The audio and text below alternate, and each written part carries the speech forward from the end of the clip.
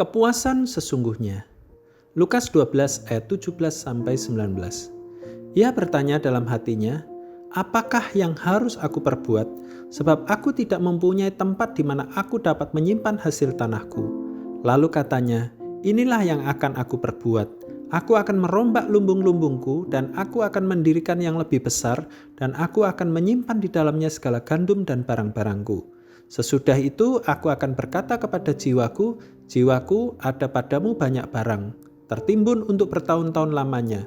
Beristirahatlah, makanlah, minumlah, dan bersenang-senanglah. Dalam kehidupan di dunia ini, banyak orang melakukan berbagai cara untuk mencapai kepuasan di dalam hidupnya. Ada yang melakukan hal-hal yang wajar, tetapi ada juga yang sampai menghalalkan segala cara untuk mencapai kepuasan di dalam kehidupannya. Dan banyak juga orang mengatakan banyaknya harta akan dapat memberikan kepuasan dan ketenangan hidup. Dalam Lukas 12 ayat 17, kita dapat menemukan pada kenyataannya tidaklah seperti apa yang banyak orang itu katakan.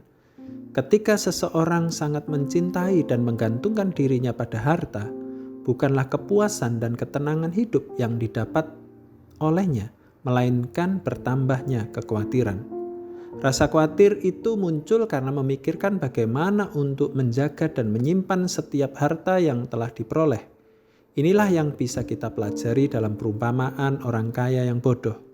Sungguh, suatu kesalahan karena orang kaya itu mencintai dan menggantungkan diri pada harta yang fana. Harta sesungguhnya tidak mampu memberikan kepuasan. Demikian juga merupakan pandangan yang salah dengan meletakkan kepuasan diri setelah terpenuhinya keinginan-keinginan tubuhnya seperti minum, makan, dan juga bersenang-senang.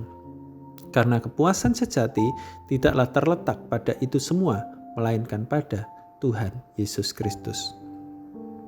Dalam hidup ini, tidaklah salah seseorang bekerja keras untuk memperoleh pendapatan yang lebih dari sebelumnya untuk memperbaiki taraf kehidupan. Namun yang menjadi masalah adalah ketika seseorang menjadi serakah dan segala fokus kehidupan dan kecintaannya kepada harta kekayaan melebihi fokus dan kecintaannya kepada Tuhan.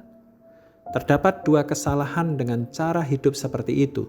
Kesalahan pertama karena baik disadari atau tanpa disadari, harta telah menggeser posisi Tuhan di dalam hidupnya. Harta telah menjadi berhala karena berada di posisi yang paling utama di dalam kehidupannya.